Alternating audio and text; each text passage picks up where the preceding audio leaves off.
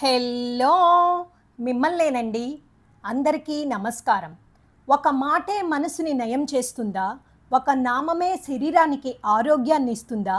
దీనికోసం తెలుసుకోవాలనుకుంటున్నారా? Video skip చేయకుండా చివరి వరకు చూడండి.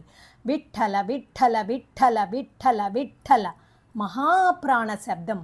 రోజుకి 9 నిమిషాలు విఠ్ఠల నామస్మరణ చేస్తే ఎన్నో ప్రయోజనాలు. శాస్త్రాలు చెబుతున్నాయి హరినామమే ముక్తికి మార్గమని. ఇప్పటికీ సైన్స్ చెబుతుంది విఠ్ఠల విఠ్ఠల విఠ్ఠల అని జపిస్తే గుండె చప్పుడు కూడా మెల్లగా ప్రశాంతమవుతుంది. ఒక రీసెర్చ్లో చాంటింగ్ ముందు యావరేజ్ పల్స్ 77 ఉండగా చాంటింగ్ తర్వాత 73కి తగ్గిందంట.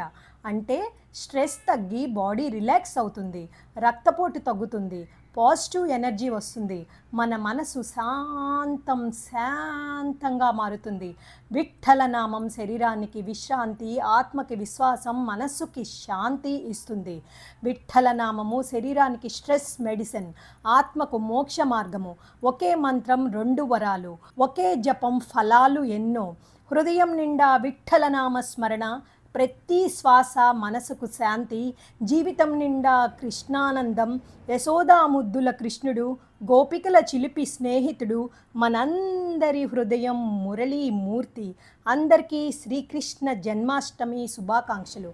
మా ఇంట్లో రాధాకృష్ణుల్ని చూశారు కదా, ఒకసారి దర్శనం చేసుకుని ఇంకెందుకు ఆలస్యం, రోజు విఠ్ఠల నామ స్మరణ చేసి జీవితాన్ని మోక్ష సాధన వైపు నడిపించండి. మీకు నచ్చినట్లయితే లైక్ చేయండి, షేర్ చేయండి, సబ్స్క్రైబ్ చేయండి. మీతో అనురాధ కంచర్ల.